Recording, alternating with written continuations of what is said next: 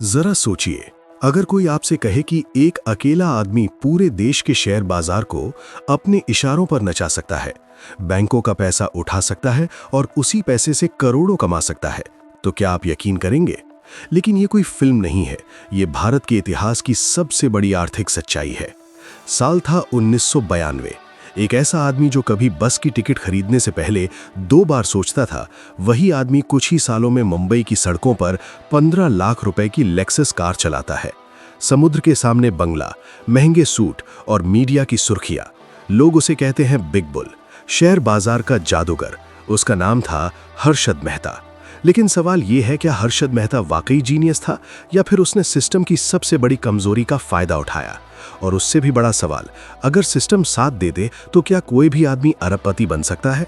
आज की ये कहानी सिर्फ हर्षद मेहता की नहीं है, ये कहानी है हमारे सिस्टम की, हमारी आंखों की और उस भरोसे की जो एक दिन में टूट गया। हर्षद मेहता का जन्म 1954 में गुजरात के एक साधारण मध्यम वर्गीय परिवार में हुआ। घर में पैसे की हमेशा कमी रही। बचपन से ही उसने देखा कि पैसा ना होने से जिंदगी कितनी सीमित हो जाती है। पढ़ाई ठीक ठाक थी, लेकिन हालात मुश्किल। जब उसने बड़ा सपना देखा तो उसे लगा कि गुजरात में रहकर वो सपना पूरा नहीं हो सकता। इसलिए हर्षद मुंबई चला आया। मुंबई, जहां सपने भी बड़े होते हैं और संघर्ष भी। शुरू में उसने छोटे छोटे काम किए, कभी सेल्समैन, कभी क्लर्क, लेकिन कहीं मन नहीं लगा। फिर उसे एक शेयर ब्रोकर के ऑफिस में नौकरी मिल गई। काम बहुत साधारण था, फाइलें उठाना, कागज पहुंचाना, चाय लाना। लेकिन हर्षद का दिमाग सिर्फ काम तक सीमित नहीं था।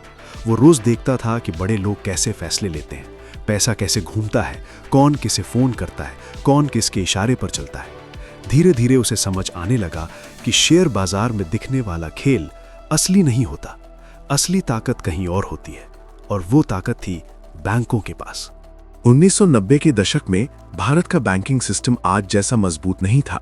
उस समय बैंक एक दूसरे से अल्पकालिक लोन लेते थे। इस लेन देन में इस्तेमाल होते थे सरकारी बॉन्ड। अगर किसी बैंक को पैसों की जरूरत होती तो वो बॉन्ड के बदले दूसरे बैंक से पैसा ले लेता।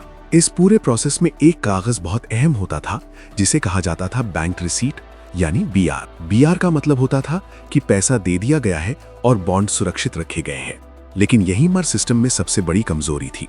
कुछ बैंक बिना बॉन्ड के ही बीआर जारी करने लगे, यानी कागज असली था लेकिन उसके पीछे की सुरक्षा नकली थी। हर्षद मेहता ने यही देखा। उसने समझ लिया कि अगर इस बीआर सिस्टम को कंट्रोल कर लिया जाए तो बैंकों का पैसा आसानी से निकाला जा सकता है। और यही वो मोड़ था जहां एक आम कर्मचारी इतिहास का सबसे चर्चित नाम बनने वाला था। अब हर्षद मेहता सिर्फ सिस्टम को समझ नहीं रहा था, अब वो सिस्टम को इस्तेमाल कर रहा था। उसने कुछ बैंकों के अधिकारियों से संपर्क बनाया, ऐसे अधिकारी जो नियमों से ज्यादा पैसों को समझते थे। इन बैंकों ने बिना असली सरकारी बॉन्ड के ही बैंक रिसीट यानी बीआर जारी कर दी। कागज बिल्कुल असली लगता था, लेकिन उसके पीछे कोई सुरक्षा नहीं थी। हर्षद मेहता इन बीआर को लेकर दूसरे बैंकों में जाता और कहता कि बॉन्ड सुरक्षित हैं, बस पैसे चाहिए। बैंक भरोसा कर लेते, करोड़ों रुपए ट्रांसफर हो जाते। ये पैसा सीधे हर्षद के कंट्रोल में आ जाता। अब ये पैसा ना तो उसका था और ना ही उसका होना चाहिए था, लेकिन सिस्टम ने उसे दे दिया था। हर्षद इस पैसे को सीधे शेयर मार्केट में डाल देता। शेयर ऊपर जाते, मुनाफा होता और वही पैसा कुछ समय बाद वापस बैंकों को लौटा दिया जाता। बाहर से सब कुछ साफ लगता था, किसी को शक नहीं होता था, लेकिन अंदर ही अंदर एक बहुत बड़ा बम तैयार हो रहा था। अब हर्षद मेहता का नाम शेयर बाजार में गूंजने लगा था। वो जिस शेयर में हाथ डालता वही शेयर चढ़ने लगता। उसका सबसे पसंदीदा शेयर था एसीसी, यानी एसोसिएटेड सीमेंट कंपनी। अचानक एसीसी के शेयर तेजी से बढ़ने लगे। 200 रुपए का शेयर 400, 600 और फिर 900 रुपए तक पहुंच गया। आम निवेशक हैरान था। उसे लगने लगा कि कंपनी में कुछ बड़ा होने वाला है। लोग बिना सोचे समझे निवेश करने लगे। ये वही पल था जब लालच ने दिमाग पर कब्जा कर लिया। किसी ने ये नहीं पूछा कि पैसा आ कहां से रहा है, सबको बस फायदा दिख रहा था। हर्षद मेहता इस उछाल का चेहरा बन चुका था, लेकिन सच्चाई ये थी कि ये उछाल नकली पैसों से खड़ा किया गया था। ये शेयर नहीं चढ़ रहे थे, इन्हें चढ़ाया जा रहा था। मीडिया को एक कहानी मिल चुकी थी, एक आम आदमी जिसने शेयर बाजार में तहलका मचा दिया। टीवी चैनलों पर हर्षद मेहता के इंटरव्यू आने लगे, अखबारों में उसकी बड़ी बड़ी तस्वीरें छपने लगीं। उसे कहा गया स्टॉक मार्केट का अमिताभ बच्चन। हर्षद को यह सब पसंद आने लगा। उसका आत्मविश्वास बढ़ता गया। वो खुलकर कहने लगा कि मार्केट उसके इशारों पर चलती है।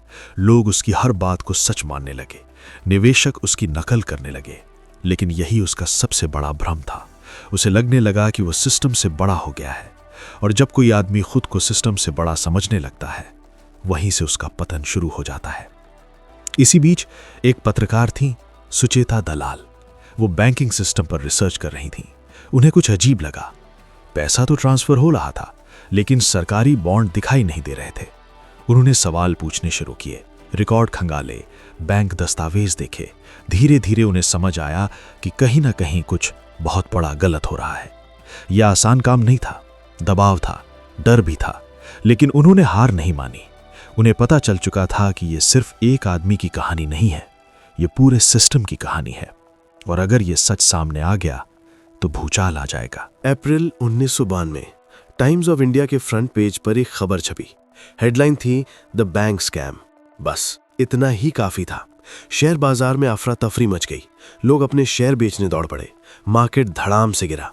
एक ही दिन में 1 लाख करोड़ रुपए से ज्यादा का नुकसान हुआ। जिन लोगों ने अपनी जिंदगी भर की कमाई लगाई थी, वो सब मिट्टी में मिल गई। और हर्षद मेहता, जो कल तक हीरो था, आज खलनायक बन चुका था। मीडिया, जिसने उसे सिर पर बैठाया था, अब उसी मीडिया ने उसे गिराना शुरू कर दिया। जैसे ही बैंक स्कैम की खबर सामने आई, पूरे देश का माहौल बदल गया। जो आदमी कल तक स्टॉक मार्केट का हीरो था, आज वही आदमी हर सवाल के घेरे में था। शेयर बाजार में तबाही मच चुकी थी, और अब सरकार पर दबाव था कि किसी को जिम्मेदार ठहराया जाए। यहीं से शुरू होती है जांच एजेंसियों की entry. CBI, ED, income tax, reserve bank सब एक्टिव हो गए। हर्षद मेहता के घर, उसके दफ्तर, उसके दस्तावेज, सब कुछ खंगाला जाने लगा। हर तरफ छापे पड़ रहे थे, कैमरे बाहर खड़े थे। मीडिया को एक नया तमाशा मिल चुका था। जांच में धीरे धीरे सामने आया कि यह सिर्फ एक आदमी का खेल नहीं था। कई बैंक अधिकारी, कई सिस्टम के लोग और कई ऐसी फाइलें थीं जिनके बिना यह स्कैम मुमकिन नहीं था। लेकिन सिस्टम को एक नाम चाहिए था, एक चेहरा चाहिए था जिस पर उंगली उठाई जा सके, और वो चेहरा बन चुका था हर्षद मेहता। उस पर एक के बाद एक केस दर्ज होने लगे। कुल मिलाकर 70 से ज्यादा क्रिमिनल केस और 600 से ज्यादा सिविल केस। हर दिन एक नई सुनवाई, एक नया आरोप और एक नया दबाव।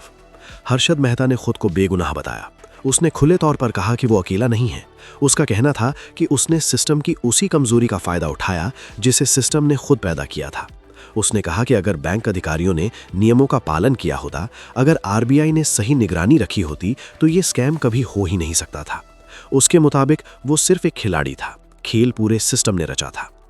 लेकिन ये दलीलें अदालत और जनता के लिए काफी नहीं थी। लोगों को अपना नुकसान दिख रहा था। जिन लोगों की जिंदगी भर की कमाई डूब गई थी, उनके लिए कोई भी सफाई मायने नहीं रखती थी। मीडिया ने भी अपना रुख बदल लिया था। जो चैनल कल तक उसे स्टार बना रहे थे, आज वही चैनल उसे देश का सबसे बड़ा विलन बता रहे थे। हर डिबेट में उसका नाम था, हर हेडलाइन में वही था। धीरे धीरे हर्षद मेहता अकेला पड़ने लगा। जिन लोगों ने उसके साथ बैठकर सौदे किए थे, वो पीछे हटने लगे। बैंक अधिकारी चुप हो गए। सिस्टम ने खुद को बचाने के लिए एक आदमी को आगे कर दिया। हर्षद को जेल भेजा गया। उसकी जिंदगी, जो कभी चमकदार पार्टियों और लग्जरी कारों से भरी थी, अब 4 दीवारों में सिमट गई। लेकिन वो आखिरी वक्त तक यही कहता रहा कि सच्चाई पूरी नहीं बताई जा रही है। उसका मानना था कि अगर पूरी जांच ईमानदारी से होती तो कई बड़े नाम सामने आते, लेकिन ऐसा नहीं हुआ। हर्षद मेहता के केस सालों तक चलते रहे। तारीख पर तारीख, वकील, दस्तावेज और अंतहीन सुनवाइयां। इस दौरान उसकी सेहत लगातार गिरती गई। तनाव, अनिश्चित भविष्य और अकेलेपन ने उसे अंदर से तोड़ दिया था। जो आदमी कभी आत्मविश्वास से भरा रहता था, अब वही आदमी खामोश रहने लगा था। जेल की जिंदगी आसान नहीं होती, खासकर उस इंसान के लिए जिसने कभी खुद को सिस्टम से बड़ा समझ लिया था। 31 दिसंबर 2001 की सुबह खबर आई कि हर्षद मेहता को जेल में दिल का दौरा पड़ा है। कुछ ही देर में यह खबर फैल गई कि हर्षद मेहता अब इस दुनिया में नहीं रहा। न कोई आखिरी फैसला, न कोई साफ साफ सजा और न ही पूरी तरह बरी होने का मौका। उसकी मौत के साथ ही एक बड़ा सवाल हमेशा के लिए अधूरा रह गया। क्या उसे पूरी सजा मिली, या क्या उसे पूरी सच्चाई कहने का मौका भी नहीं दिया गया? हर्षद मेहता की मौत के बाद भी केस खत्म नहीं हुए। कानूनी लड़ाइयां चलती रहीं, पैसे की रिकवरी की कोशिशें होती रहीं, लेकिन जो नुकसान हो चुका था उसकी भरपाई कभी नहीं हो सकी। लाखों छोटे निवेशक जिनका भरोसा टूटा था, उनकी कहानी कहीं दब गई। सिस्टम ने धीरे धीरे खुद को संभाल लिया। नियम बदले गए, निगरानी बढ़ाई गई, लेकिन सवाल यह है कि क्या वाकई सबक लिया गया? आज जब हम पीछे मुड़कर देखते हैं तो हर्षद मेहता सिर्फ एक नाम नहीं लगता, वो एक आईना लगता है, एक ऐसा आईना जिसमें सिस्टम की कमजोरियां साफ दिखाई देती हैं।